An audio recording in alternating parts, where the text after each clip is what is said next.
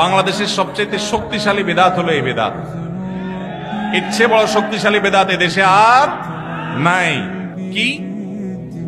হিন্দুদের মধ্যে একটা ধারণা আছে, সেটা হলো যদি কোনো মানুষ মারা যায়, তার মৃত্যুর পর এলাকাবাসী আত্মীয় স্বজন সবাইকে দাওয়াত দিয়ে না খাওয়ানো হলে ওই লোক স্বর্গে সোনা দানা পায়, খাওয়ান পায় না, সে না খায় কষ্ট করে।